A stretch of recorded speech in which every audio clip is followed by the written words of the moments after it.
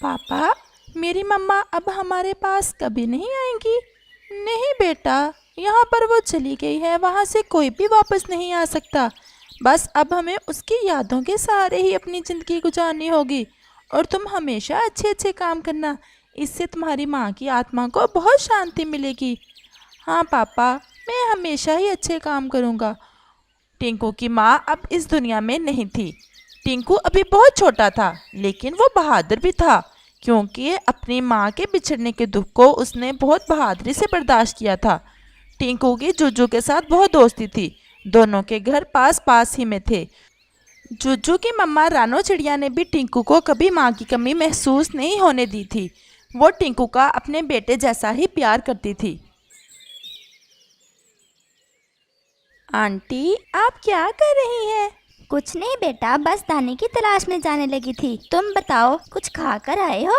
नहीं आंटी, कल पापा को दाना बहुत कम मिला था, वो तो रात को ही खत्म हो गया था। आज पापा जल्दी गए हैं, वो जल्दी वापस आ जाएंगे दाना लेकर, फिर मैं खा लूँगा। टिंकू बेटा, ये तुमने कैसी बात की है? मेरे लिए तुम और जुज्जू बिल्कुल एक जैसे हो। मैं ये कैसे बर्दाश्त कर सकती हूँ कि जुज्जू खाए और तुम भूखे रहो। तुम और जुज्जू मिलकर दाना खाओ और बाद में खेल लेना। और हाँ, घर से ज्यादा दूर नहीं जाना। ठीक है आंटी। आंटी, मैंने आपसे कुछ कहना था। क्या बेटा, क्या कहना था? आपका धन्यवाद आंटी। बेटा, माँ से धन्यवाद नहीं कहते। अगर दोबारा ऐसे कहा तो मैं नाराज हो जाऊंगी। Sorry aunty. अब जल्दी करो, जल्दी से दाना खा लो। और रानो वहाँ से चली जाती है और टिंकू दाना खाकर और जुज्जू के साथ थोड़ा खेलकर अपने घर चला जाता है। प्यारे दोस्तों, क्या आपने मुझे सब्सक्राइब कर लिया है? और घंटी के आइकॉन को दबाना बिल्कुल मत भूलिएगा। तोता उड़ता उड़ता एक मकई के खेत में जाता है। उसे ये जगह बहुत अच्छी लगती है। वो सोचता है कि यहीं से मकई के कुछ दाने लेकर अपने घर वापस चला जाता हूँ, क्योंकि अब टिंकू की माँ घर में उसके पास नहीं थी और उसे टिंकू की हर समय चिंता रहती थी। वो जैसे ही मकई के खेत में उतरता है, एक खौफनाक राक्षस आकर उसे दबोच लेता है। मैं तो बहुत देर से इंतजार कर रहा था लंबी पूंछ वाले तोते का। अब मुझे अमर होने से कोई नहीं रोक सकता, और अब मैं पूनम रात में तुम्हारा खून पीकर अमर हो जाऊंगा। हा हा हा हा। तोता डर जाता है और उसकी मिन्नत समाजत करता है। मेरा बेटा घर में अकेला है, अभी कुछ ही दिन पहले उसकी माँ मर गई, और अब अगर तुम मुझे भी मार दोगे तो मेरा बेटा ऐसे कैसे जिंदा रहेगा? मुझ पर दया करो, मुझे जाने दो अपने बेटे के पास। लेकिन वो राक्षस तोते की सुनी अनसुनी करके उसे अपनी गुफा की तरफ लेकर चला जाता है।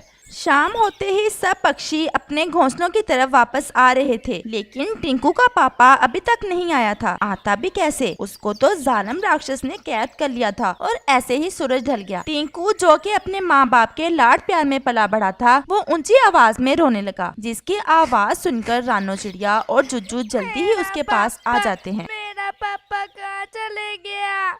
टिंकू बेटा, क्या हुआ? तुम क्यों रो रहे हो? आंटी, पहले मेरी माँ मर गई और अब मेरा बाप खो गया। मैं रोऊं ना तो और क्या करूं?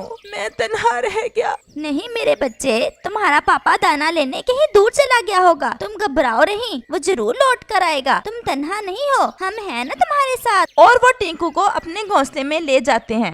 टिंकू तो सिसकियां ले लेकर रो रहा था। जुज्जू, तुम टिंकू को हौसला दो, शायद वो तुम्हारी बात अच्छे से समझ जाए। और जुज्जू टिंकू को दिलासा देता है। ऐसे ही रात गहरी हो गई और टिंकू सिसकियां लेते लेते सो गया। मैं इस बच्चे को कब तक झूठी तसल्ली दूंगी? ये बात तो पक्की है कि तोते के साथ कोई हादसा पेश आया है, वरना वो जरूर अब तक लौट आता। और ऐसे ही सुबह हो जाती है। आंटी, सारी रात गुजर गई, लेकिन मेरा पापा अभी तक नहीं आया। और जुज्जू टिंकू को तसल्ली देने के लिए झट से बोलता है।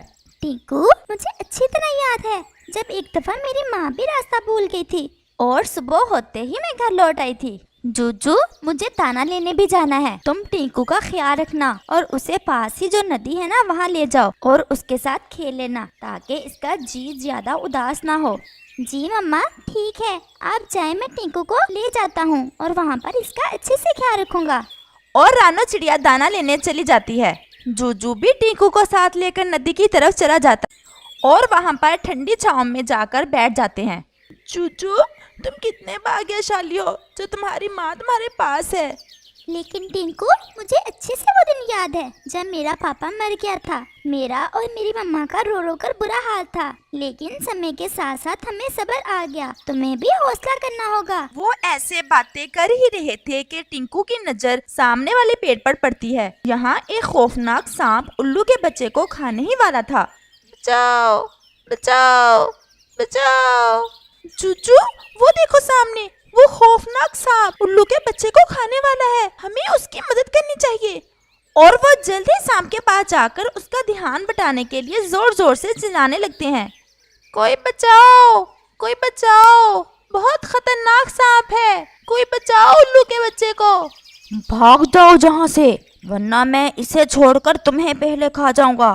पास ही में बैठा उल्लू जब वो अपने घोंसले की तरफ से शोर सुनता है तो जल्दी से वहां आ जाता है और वो समझ जाया कि ये बगैर सांप की पूंछ पर अपनी तेज चोंच से काटता है और सांप जल्दी से वहां से भाग जाता है। बच्चों, तुम कौन हो? मैं रानो चिड़िया का बेटा हूँ और ये टिंकू है। कुछ दिन पहले ही इसकी माँ मर गई और इसका बाप भी कल से कहीं खो गया है। हम यहाँ पर खेलने आए थे। तुमने मेरे बच्चे की जान बचाई, ये तुम्हारा मुझ पर बहुत बड़ा एहसान है और मुझे खुशी होगी तुम्हारी मदद करके।